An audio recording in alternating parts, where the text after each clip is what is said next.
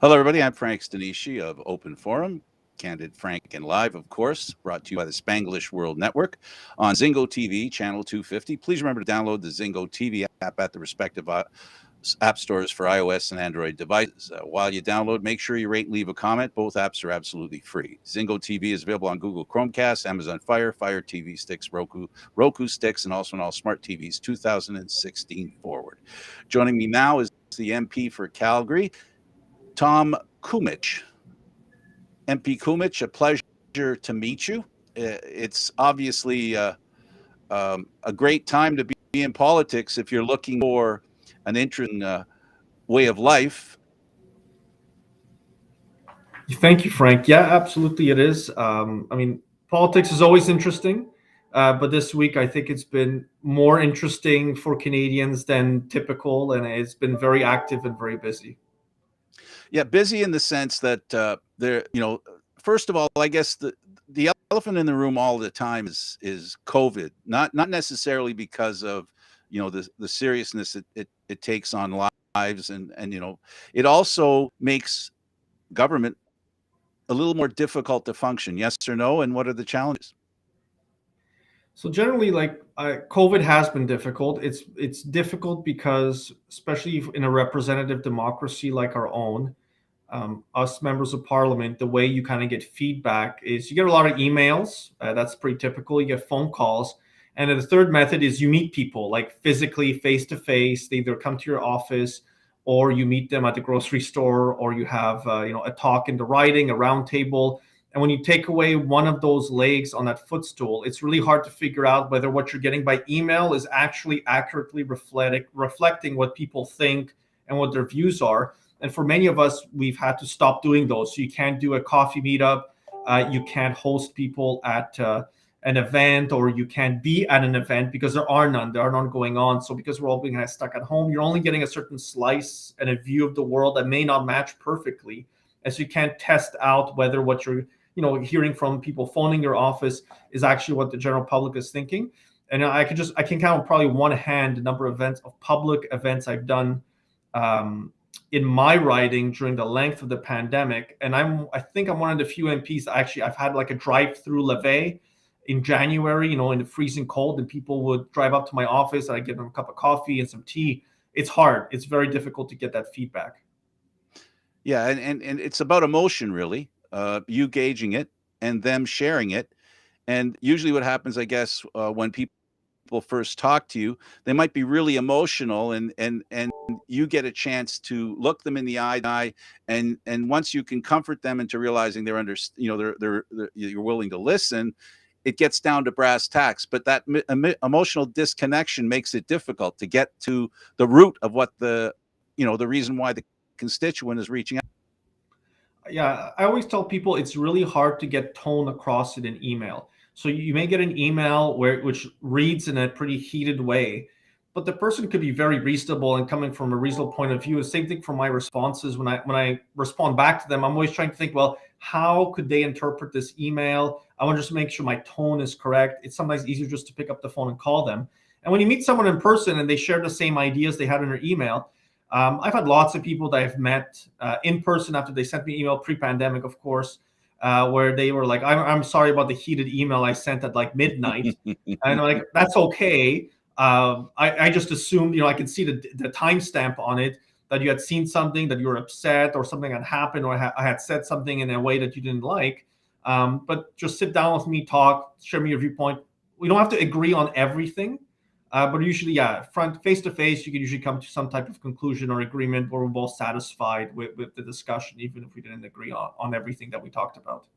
Yeah, so for the sake of our listeners and constituents, I guess I'll make a note here. So when you reach out to your MP, you can send them an email, but more of an introduction. But if you really want to talk, you should phone, or if they have time to Zoom. I don't know if you can do that. So really, I don't mean to joke about it, but actually, I mean it seriously, because from my side of the equation, where you're the member of parliament, and if I want to reach you, it's important that people understand that you're human as well, and that you cannot infer always correctly. You need some help to understand what their grievance is, or what their question is, or what subject to broach. So the more accurate the avenue of question, the better you can reflect on what they're asking.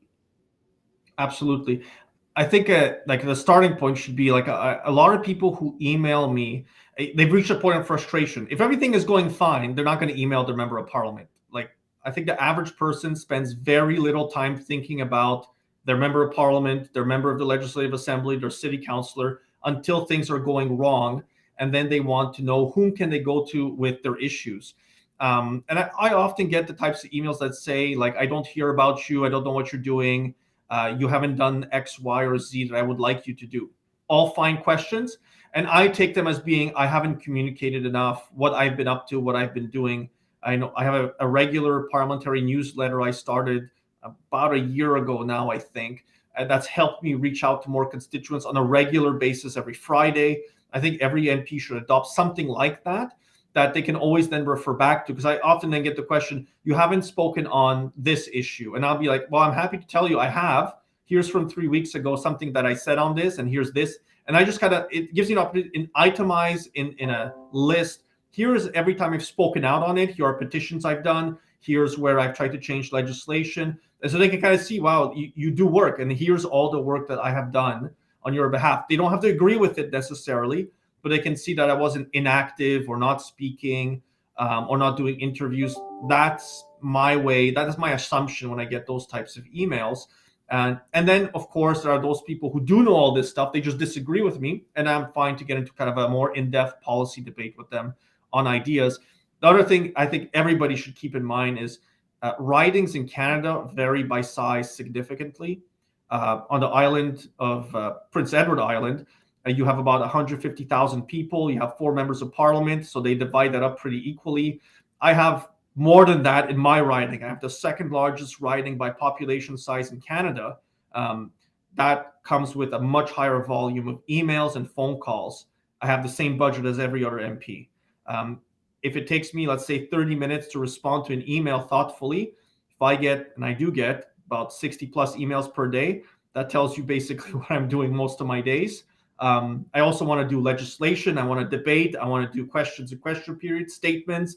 I want to go out and meet people. Like, there's only so many hours in the day that you can use up. I also have kids. I have a family. I like to spend time with them as well. Absolutely. Canada's soccer team is doing really well, beating the United States, Mexico, and central to their success, in essence, is immigration, because a lot of the great players that we have on our team are new Canadians. You have a new Canadian experience. Speak to us and help us to understand the importance of immigrants in Canada.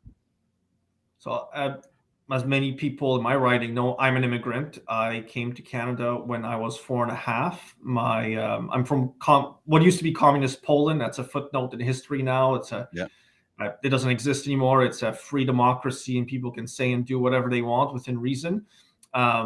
My father came here first in 1983. My father was a member of Solidarity, Solidarność was the original one.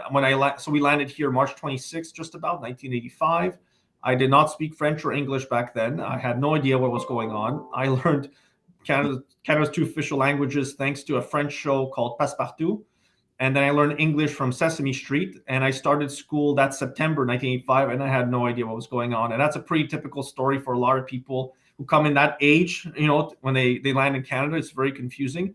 My parents worked really hard their entire lives. My father was a shipyard worker in Canada. Then he was a defense contractor.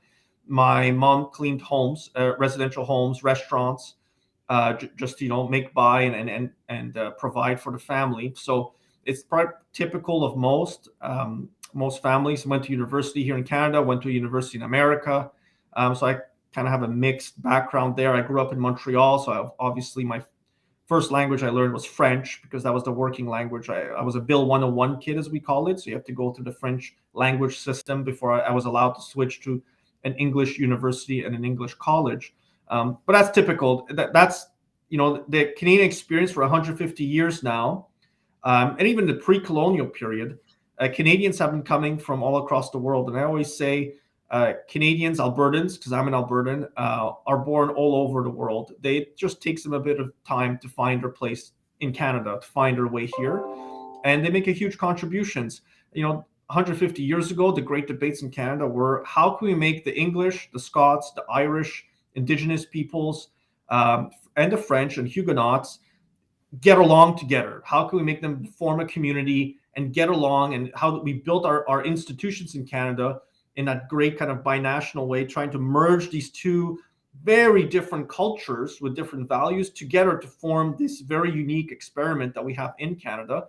And since then, we've had people from all over the world coming to our country and adding, their very unique perspectives, unique cuisines, unique culture, unique languages, and just adding on to the diversity we have in Canada. And it allows us in times of need, but also in sports, of course, that we can go to those unique experiences and rely on them to find solutions, find fixes, look at different issues differently, and also huge economic opportunities. I think it's fair to say that Canada leans on the diaspora communities all across the world to do business with. I think it's a natural inclination, and it also provides us, part of business is also like the cultural experience, understanding the other cultures we're trying to do business in. We have that here in Canada. You can go and find people who will be able to inform you on what you're supposed to be doing in other countries, to reach out, contract negotiations, and then things like what products and services will work, what products and services won't work, and how to approach, business deals and business making and relationship building. All of that, we have it here in Canada. It's a very unique experience. And I think many Canadians come to value it very greatly. My kids are all born here in Canada, and I just want to make sure that we leave a better place for them in the future so they have all the same opportunities that I've received. Yeah, absolutely. And when it comes to Canada, and when it comes to immigrants, and when it comes to an understanding outside of Canada, Canada is part of NATO. Speak to us about the situation now that we're dealing with. We've basically half-heartedly ignored the Olympics in Beijing. Um, Not all countries have entered to the same extent that the U.S. and Canada have. We have a situation in Russia. You're important at Parliament looking at NATO. Speak to us about what we need to know from your perspective about NATO and where it stands to those two main issues: Russia creeping in on the rest of the world, and of course China and the issues we have with the Olympics being there. So that's a good question. So I'm a member of the Canada NATO Parliamentary Association. I was a delegate to one of the spring sessions a few years back when it was in Poland. So that was, I think, the second time I've been back to Poland since we left in 1985. NATO is really the cornerstone in a lot of ways of the European and North American alliance. Like, it's a cornerstone of our security alliance. It's an opportunity for us to share resources in order to ensure our common safety and security. The situation in Ukraine is, I think, untenable in the long term. You've had the Russian Federation has been supporting separatist forces for a prolonged period of time now. And they've been doing so openly, having troops cross the border, providing material and arms to the separatist forces. And the Ukrainian people, Ukrainian government deserve our support. And we were there. We were the first ones there on the ground. And you hear this time and time again from Ukrainian officials that if it wasn't for Canada, things would have turned out very differently during the democratic revolution that happened in Ukraine. Now, Ukraine is not a member of the NATO alliance, but they're receiving quite a bit of support from NATO countries at varying levels. I would say that Canada, we are punching well above our weight class in terms of providing supports to the country, training, medical supports, non-lethal weapons at this point. And I think NATO needs to just, decide that we are in this all together. One thing I want to say, because we had this debate in Parliament at the very end of January, in a take note debate, is one line I hear very often is that somehow NATO countries, Western countries, have encroached on Russia's sphere of influence. And I turn it around as someone, I'm Polish people are Slavs, the same ethnicity as Russians. There's a lot of Eastern European countries who were part of the Warsaw Pact. When that collapsed and the Soviet Union collapsed, NATO didn't encroach so much as these formerly oppressed peoples turned around and for protection said, we want to join the Western alliance called NATO for our own protection. And so it's not that NATO encroached the sphere of influence of Russia. Russia, the Soviet Union, wrongly had influence in the region because they essentially were threatening to occupy them. You can just see the Hungarians and the Czech republics and Czechia today were both threatened and then eventually invaded by Soviet troops at different times over the past 70 years. There was always a threat of invasion that was basically levied against these nations as part of Warsaw Pact. So I think we have to understand at the very basic point, NATO is not threatening to Russia in any way. It's a security alliance of like-minded countries who want to protect themselves. So I think on that point, we have to provide whatever support we can to Ukraine so it can kind of develop its civic society, refound its democratic institutions, protect itself and its borders. The very cornerstone of European stability has become, and it should be, the sanctity and integrity of our borders. And the borders in Europe are equally important because what happens there will eventually have an impact here. So that's kind of NATO-Ukraine. On the Olympics in Beijing, I have long called for us to boycott those Olympics because of the persecution of the Uyghur people in Zhejiang province. I was one of the very first MPs to draw attention to the fact that Hikvision and Dahua Technologies, the Canada Pension Plan at the time, had invested in a passive plan. Now, since then, they've divested themselves. The Parliament of Canada has called what's happening to the Uyghur people genocide. We should not be participating in these Olympics. I've said that publicly before. We have a diplomatic boycott that is ongoing of these Olympics. I think that's the right thing to do. I think we should have gone farther, obviously. And I know it puts our athletes in a difficult position, but the Olympics have always been political. That's why they're hosted by nations and by countries. They're not hosted by corporations. Countries host them, and it has to be done in a territory of a country. And so you have these debates. You will always have these debates. And so it's not that we're politicizing them. Is you have to look at the fact that athletes will be competing in a country which is committing genocide against a people with the express purpose of eradicating them off the face of the earth. And then you have to ask yourself, are you comfortable with that? Are you comfortable with having athletes competing there with the Canadian flag on their shoulders with Canadian flags? I'm not, but the choice has been made to basically boycott them diplomatically, to put as much pressure as we can in other international avenues as well. And that has been the position of the Conservative Party of Canada for years now. We've just been reiterating it over and over again. And I think it's the right position to hold.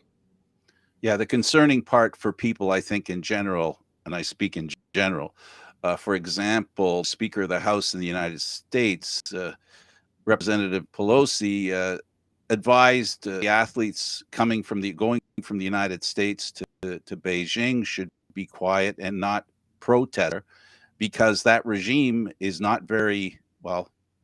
They're not very conducive to free speech. So she advised them not speak out, which to me sounds crazy, honestly. But then she underwrote it by saying, "We worry about you." So there's a concern for our athletes, as there have been for private citizens that go into China and then end up being stuck there in a jail, apparently, if we can trust our government, for no reason. So it's not just about the Uyghurs, it's deeper than just, and not that that's an insignificant point. It's just a complete, political way that we don't believe in here in Canada. So absolutely.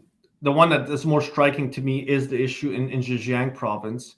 But absolutely, Hong Kong democracy movement and the violation of the basic law that the government in Beijing agreed to abide by, the jailing of journalists, the shutting down of the free press in Hong Kong, the very aggressive stance, the cyber attacks against Taiwan, which is a country, I'm going to say it. And then also the hostage diplomacy that the Beijing government had engaged in. Michael Spavor, Michael Kovrig, every Canadian can basically, I think, read off their names now. They're probably two of the most famous Canadians in Canada and will be so probably for a bit longer than they would like to be. But the type of hostage diplomacy, it wasn't just Canada. There were other instances of it having happened too.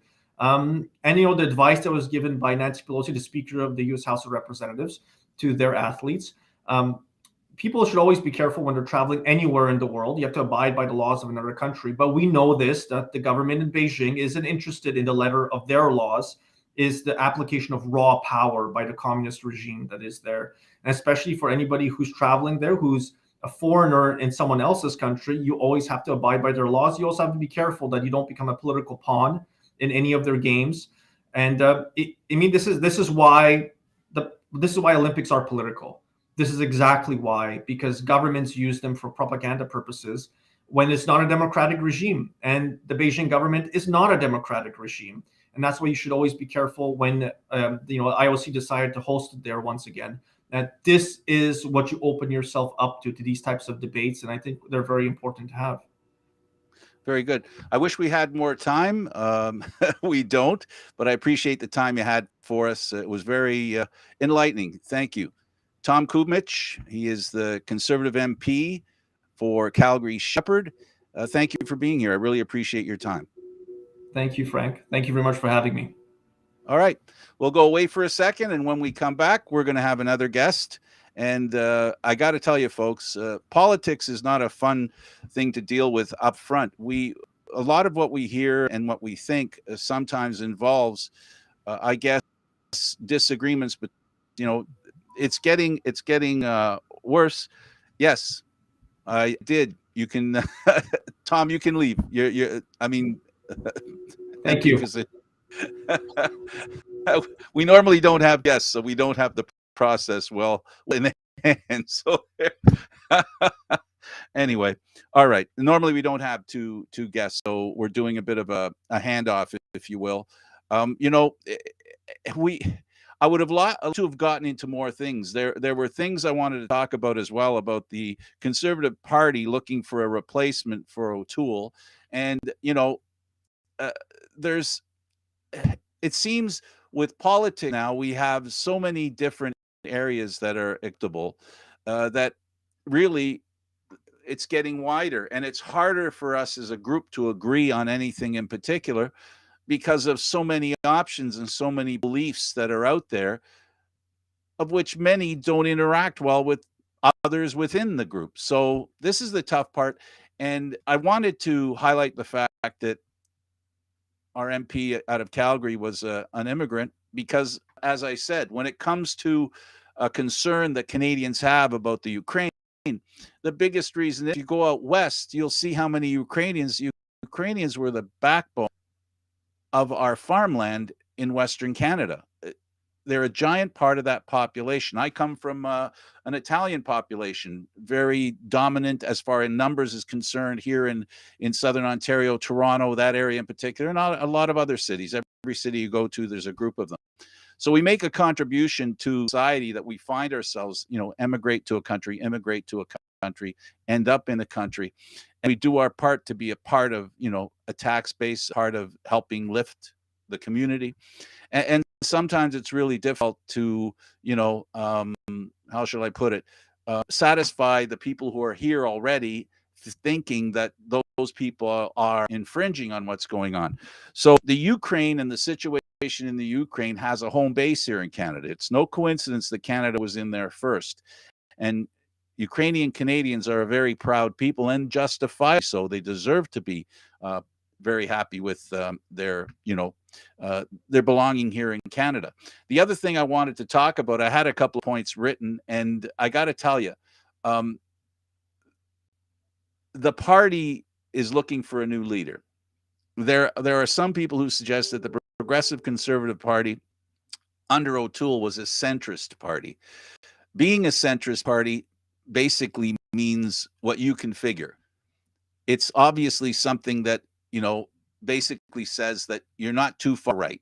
If you're on the right to begin with, you're not too far right. Just like you have the left with here in Canada, not like the US, we have a third party, a party on the left. People question whether the Liberal Party is a centrist, center to left, center to right. I guess it depends what voters they're going after to decide which way they look. So, we as voters have a responsibility to learn about our MPs and the people wanting to be elected. Elections have consequences. And a lot of times when politicians enter into the debate in the attempt to get elected, a lot of what they depend on are polls. Now, if only we had somebody, I'm not referring to Polish people, I'm referring to the science of polling. And we have a pretty good guy in here with us right now that can help us to understand polling. Joseph, don't look at me that way. Can you hear me okay? Yeah, you're just fine. You hear me? Okay. How's your volume? How's that? Good? That's perfect. That's perfect. Good stuff. I'm with Dr. Joseph Angolano. He's the Vice President of Public Opinion and Analytics at Main Street Research. First, tell us about what Main Street Research does. We do polling for, we do mostly polling in public opinion research, do some analytics work. We do some market research as well, that sort of thing. Mostly social and political attitudes of Canadians. That's our main focus of research. So if you buy something, you could have influence with your research. If you want to vote for somebody, you could have influence on who people vote for. And basically, you gauge how people think about certain things. That's right. Okay. You're founded in 2010. What started the company, and what was the aim of the country specifically? I don't know. I wasn't around at the founding. I joined the firm in 2016. So that's I really don't know. I was hired to do analytics work, to do some work with predictive analytics and big data, and then I transitioned into working with this company to do the public polling. So that's what I've been doing for the last 5 years. And what's the purpose of what you do? We try to understand what Canadians think and what motivates them to make the choices that they make, either at the ballot box or at the checkout counter. Why they make the choice, why they have the choices that they do, and why they make the choices that they do. How much has the pandemic affected or reflected in your research? How much has the pandemic? How has it affected? How has it affected? There must have been a change. You were there in 2016. The pandemic came in 2019. We're now in 2022. Any trends, and how have give us an insight from your perspective how the pandemic may have changed things? Specifically with what? Well, shopping, voting. Well, we've had a few elections with the pandemic. There haven't been many changes of government. How have attitudes changed? Obviously the inflationary rates have obviously had some impact. Have impacted some people's purchasing habits. Their voting habits haven't really changed all that much. I mean, we had a pandemic election in 2021, and we had one before it, and the results were roughly the same. So. There hasn't been really many changes in people's viewpoints there. There's obviously a lot more nervousness in the marketplace. A lot of people are worried about whether they're going to have jobs or not. A lot of people are worried about whether this pandemic is going to continue much longer. There is some exhaustion among Canadians about how people. There's some exhaustion about Canadians with this pandemic and the restrictions. How is that exhaustion reflected? What gives you a basis to believe that there is exhaustion, and what proof is there of that? How does it manifest itself? Well, when we ask questions about people, when we ask whether they're supportive of mandatory vaccines, whether it's supportive of vaccinations for Canadians, whether it's supportive of more of continuing the restrictions beyond when they were relaxed in January 31st, excuse me, whether they're supportive of the mandates now. Most people are supportive. However, there are roughly one out of three Canadians who would like to see this end now, and so I would deem that as exhaustion. I mean, this has been going on for 2 years, so some people are concerned. With that said, they are worried. I get that. Worried, and they are looking at the protests. They may be exhausted, they may be tired. They may wish for all this to end as quickly as possible. I mean, I don't think that's controversial in saying that, but a lot of people have been looking at the protests and haven't been impressed with the behavior of the people up in Ottawa. So just because they're exhausted, that doesn't mean they're necessarily supportive of what's going on up there in Ottawa. A lot of what you do is about predictability, predicting something, a result. Is there anything in your research that gave rise to the fact that there could be events such as the one that the truckers have displayed moving to Ottawa, traveling to Ottawa? I wouldn't agree that what I do is predict the future. That's not what we do. We try and understand why people do what they do, and more in the present. Prediction is hard, especially about the future. So we don't. I lean away from that. Was there any indication that stuff like this was going to happen? Maybe, maybe not. I think there is support for the backlash. I think was always there, right? Yeah.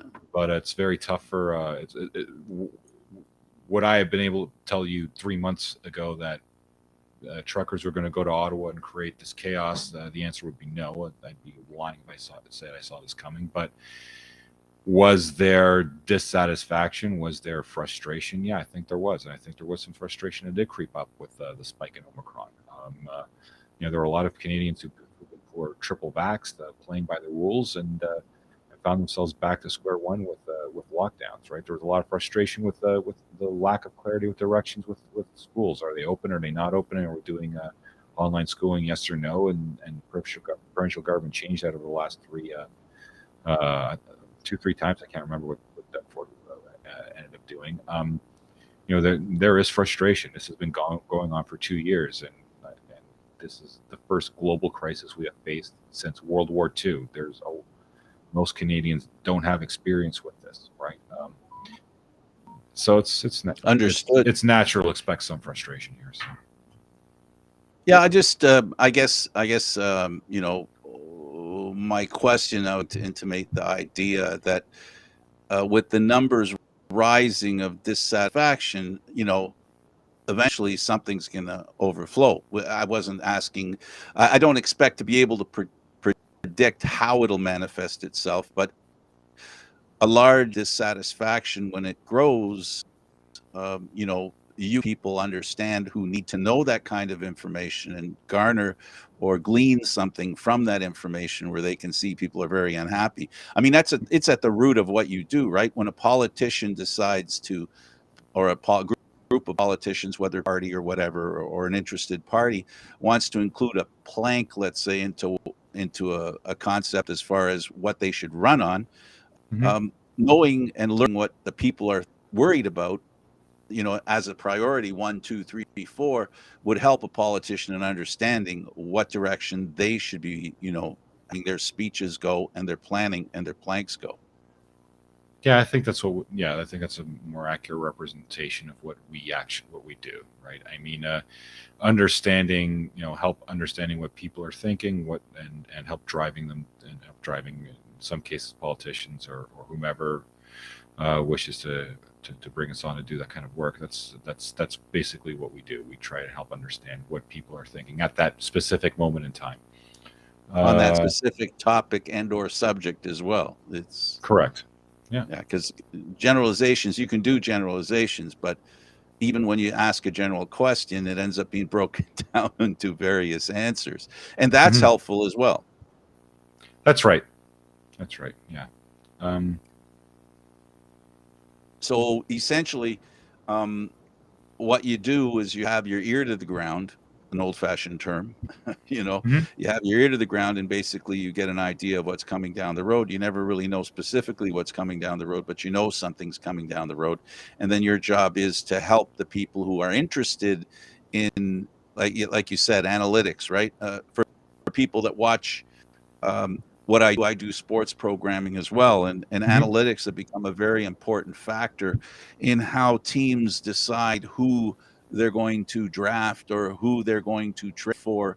And I guess for those that normally watch us sports stuff, at the end of the day, the analytics that you provide, odds on, accurate to this percentage, able to understand and formulate some sort of pattern that you can benefit from, whether it be how people think about what's more important, my job, the environment, or whether I want the oil industry or the all those questions are impactful for business. From a business standpoint, where products are sold, to what extent do you help in products being found, discovered, and purchased because the company that's selling products has a better understanding of what the customer wants? Yeah, that's right. I mean, everything's product tested. I mean, whether a color is, whether customers prefer red or green under packaging, size of packaging, ease of opening that packaging, right? I mean, when you go in stores, we can actually test where your eyes are drawn to first, and what draws that attention, right? If you're buying a computer, what's the most, or a car, what's the most important feature to you, right? Reliability or gas mileage or performance or whatever, right? We can test drive a bunch of different cars that or different features in a car or a computer or whatever that you think is most important, and what we could do the trade, which feature you want to do a trade off on. Those are things we measure as well. Yeah, sports too, right? We do have analytics is very important there too, right? I mean, where does a player occupy? Just thinking about soccer, talk what you feel comfortable about. Yeah, where does he have a propensity to stay on the pitch, right? What's his expected goal ratio, and how often does he compare his goals, right? How often does he convert those goals? What's the relationship between his expected goals and his actual goals, right? How many completed passes he have, right? It just tells you what's going on here and where the player excels at or where he doesn't excel at, right? It's all the same thing. It's just measuring what people do and what absolutely. Mm-hmm. It's about identifying a product, and I don't mean to refer to players as a product, but right. You're identifying a product and looking for a match for that product from a purchaser's perspective, and the purchaser isn't always the one that's purchasing it directly. Someone, right. A business, is doing it on their behalf to that's ensure right. that they get the best. A simple thing as wear a product for the listeners and viewers. You'd be surprised that statistically people are taking a very close look as to where you are in an aisle, how mm-hmm. high the product is or how low the product is, what color it is, where it's found, dependent on how close to the door, all these silly little things that you guys do mm-hmm. that, to common people like myself, I start losing hair thinking about it.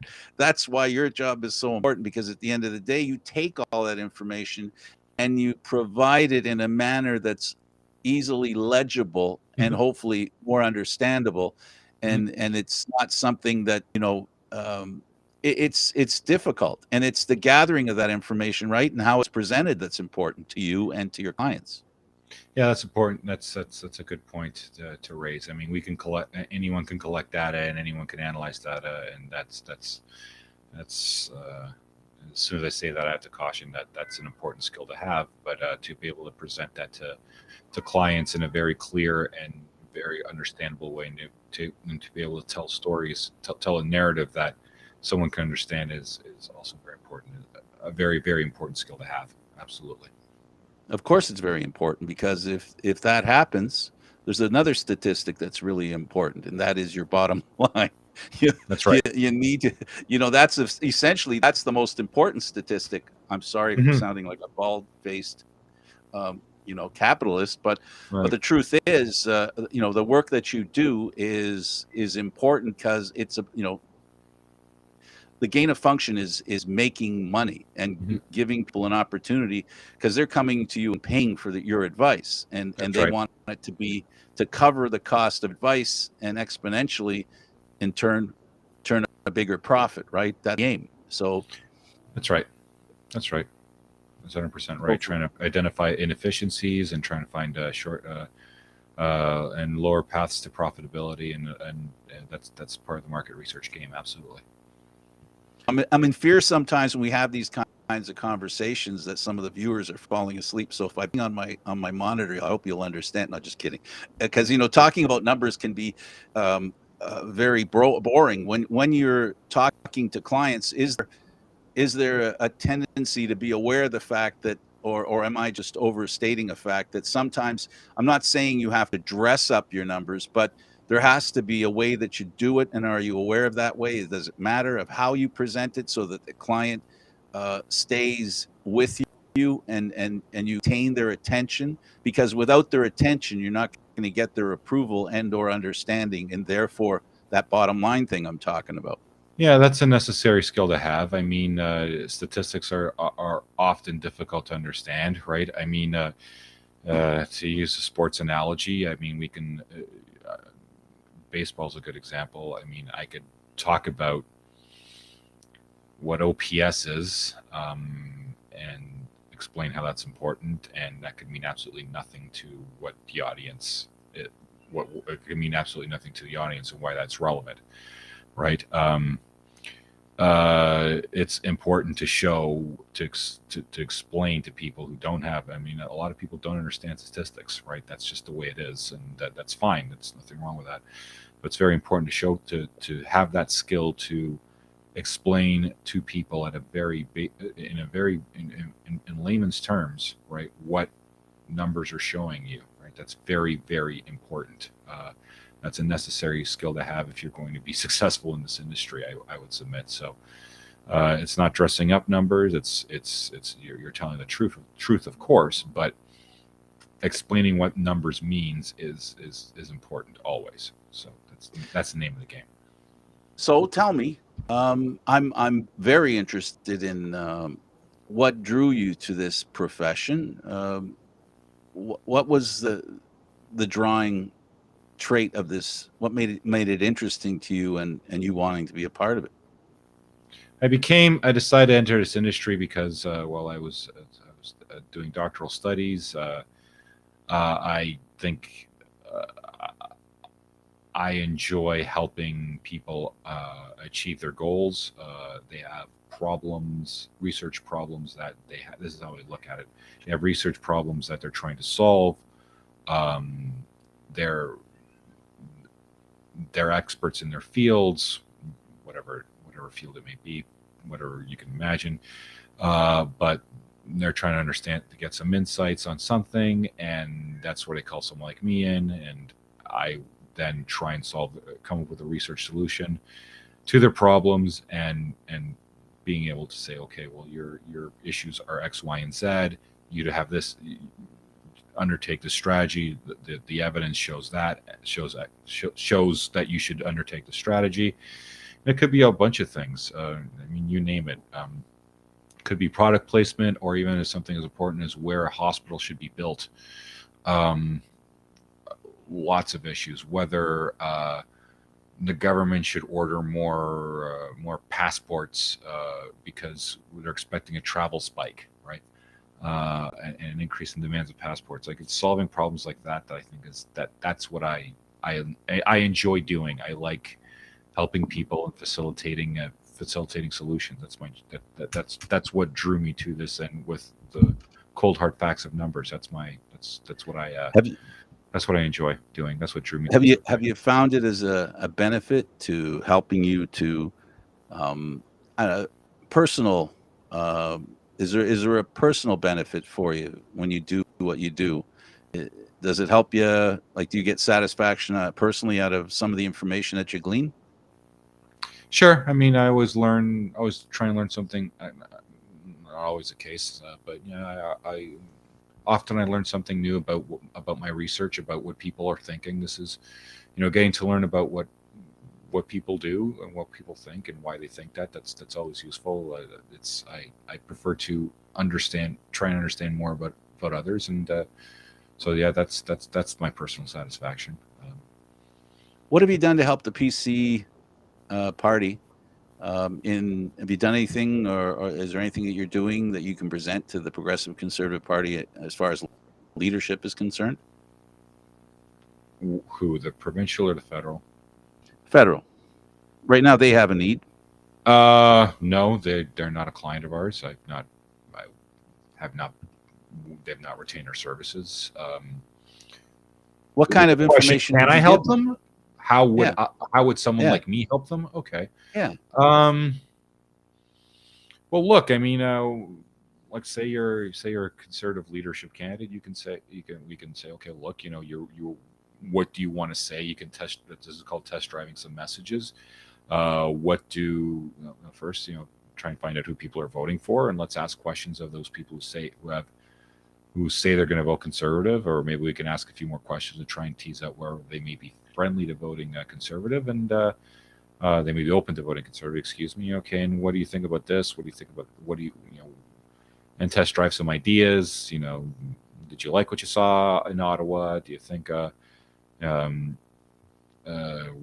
are important issues?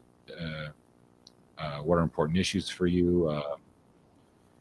Like, are seniors more important? Or focusing on seniors more important than taxes? It's focusing on affordability. Like, what are the most important issues that are important to you, and also important to certain segments, right, of the population, right? Understanding what the segments what the segments are of like, yeah, there are age groups, there are men and women, but are there different groups that are not easily understandable? That's another analysis that that we have at our disposal. All researchers do, right?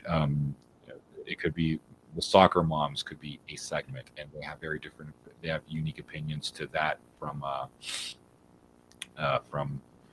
middle-aged men earning 100K and living in Kilda. There's different ways you can get information. You get focus groups as well, right? That's right. I mean, we do focus groups as well. We can sit down, ask people questions. What do you think about this? How does even write down to a photo of a person? Like, what impressions does it, like, say, put up a picture of Aaron O'Toole? What kind of impression does he make on you, right? Positive, negative, right? What does he look like, right? So, what, right? And you can try different angles and whatnot. Right down to that. That's stuff we can do. Yeah, it's important. Surprisingly, that how someone looks, especially today, when we talk about how unimportant it should be, it still is. Mm-hmm.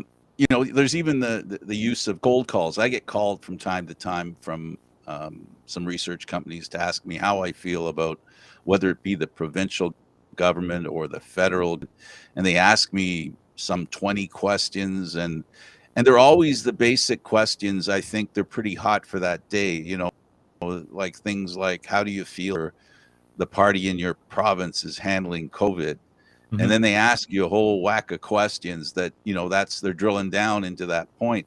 Mm-hmm. Do you find that drilling down can yield a lot of information, or are you one who thinks that there's a lot of it's more important to spread your questions out among many different topics, you know what I'm getting to, like concentrate on a few, or a little bit on a lot?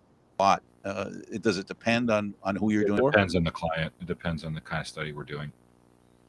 They can be short, they can be long. It depends on what the research objective is that we're trying to achieve here. So what would be just a simple simple question? What would be the importance on instead of deep, narrow and deep, or wide and shallow? What would be the difference? Give us an idea why there would be the choice between the two. Is there, in your mind? It depends on what we're trying to do. If we're only trying to figure out how a population, say, is trying to vote, how they're going to vote, like, say, how the riding of Etobicoke Lakeshore is going to vote, that's a short survey. If I'm trying to understand habits of if you're trying to understand habits of people who are travel, right? I mean, the travel industry, people of the travel industry have been asking us how are they going to what's going to happen when the pandemic ends, when the travel restrictions end? What are we going to expect, a spike? Are people going to go traveling hard, or is there going to be some skittishness and all that stuff? are they going to go right back? Are they going to be traveling within Canada? Are they going to be traveling within going abroad? What are they going to do? Is it going to be an absolute free for all? Something like that would require a bigger study. So Gotcha. that would require a longer questionnaire. I think I could have asked the question better, and I'll try to ask it better now. So, Okay. in the case of Conservative Party looking for a leader, you can do surveys on all the constituencies in the country, or you can go into the strongholds of the Conservative Party, or talk to people who understand what it means to be a conservative, and you talk to them. Mm-hmm. You could get 3 different answers doing that, couldn't you? Theoretically, I suppose, yes. Yeah. So how is there anything that gave rise in your mind that the leadership of O'Toole was in trouble in any of the work you've done? We don't. In my work, no. In other people's work, yes. Clearly, there's. It's not a question. I mean, with our media work, we don't really test leadership favorability, so we can if we can. It's easy to do, right? But one What would way be the to process for that, to go down that road? What it would look like? How we test for that? We ask people, do you have Yeah. a favorable? Well, there are 2 questions. Do you have a favorable opinion of Aaron O'Toole? You can do it in a scalar question on a scale of 1 to 5, or 1 is very favorable and 5 is extremely unfavorable. What's your opinion on Aaron O'Toole? And you get a series of questions. Another question I would then ask is, okay, how if the election were held today, who would you vote for? The Conservative Party? Good. And you look at how the people who say they're voting Conservative, what's their opinion on Aaron O'Toole? If it's low, that's a problem for Aaron O'Toole. That means Conservatives, the people who say they are going to vote Conservative, don't like him, right? But I don't know. I mean, I don't know what the Conservative researchers or the pollsters did. I mean, I'm sure they asked that question. There are other firms that did ask that question. I mean, it's a valid question to ask. I never did, but it would have been interesting to ask. But it would have been interesting to see that. But that's what would have happened, and likely what that would have shown as Aaron O'Toole would have been very unpopular with Conservatives, and that might have been a piece of evidence for why MPs would have decided to turf him out. You're not popular amongst our own voters, and that's a problem because we need those voters to come out and vote. They got to be excited for you. Yeah, and it's not just about trying to get new votes; it's keeping the old ones as well. He was given at least there was a sign hung around him that said that I'm a centrist. There are some within the PC party, and I guess this would make your job easier too if they were more, if they were more consistent. And O'Toole had a reputation, fairly or unfairly, for flip-flopping. How do you statistically, handle flip-flopping? If you're asked, okay, how's this politician doing? How do you capture the flip-flopping tendencies of a politician? How do I measure flip-flopping? Yeah, how does that get? It's a question. It's a trap question. I apologize. I know the question already. How do you statistically come back with reasonable numbers and a reasonable understanding if the question keeps changing? If you ask somebody, it would make your job very difficult, right? If you've got a politician who's flip-flopping and you're asking prospective, voters, well, how do you feel about this view that he has? And then a couple of weeks later, he changes his view. Does that make it difficult for you to discuss with, for example, in your opinion, you have a relationship with whether it's a PC party or a corporation or whatever, or a sports franchise, doesn't matter which. The most that they want is an understanding of numbers and how they relate to, right, to their customers, right? And if the product keeps moving, that's difficult for you, right? And that could lead to, maybe was part of the reason why he just led along a trail of making changes to what he was thinking, and the voting base, his and maybe the prospective voting base, and maybe attracting people who wouldn't normally vote PC, contemplating it, couldn't, because he didn't have a a foundational idea of how he should run and what he should run on. Right. Well, that never pulls well with anybody. Canadians don't like people who can't make up their minds. And if you're saying one thing one day and something else another day, that doesn't pull well. That's Canadians like authenticity and sticking to something in a politician. And if he doesn't do that, if Aaron O'Toole doesn't do that, that's not going to pull well. Doesn't matter if you're conservative or you're a liberal. Well, Joseph, it's been fun learning about what you do. And I really appreciate you on late notice taking this opportunity to join us. I really do appreciate it. Thank you. I'm glad you enjoyed it. Okay. This is Joseph Angalano, and I'm Frank Stanishi. Thank you for watching Frank Live's Open Forum, seen live Fridays at 4 p.m. This show can also be heard on the Spanglish World Radio Network. For Open Forum, other programs, entertainment and sports programming we offer, please check out SpanglishWorld.ca. Spanglish World. Watch it, hear it, read it, and download it. Thanks for watching, everybody. Until next time.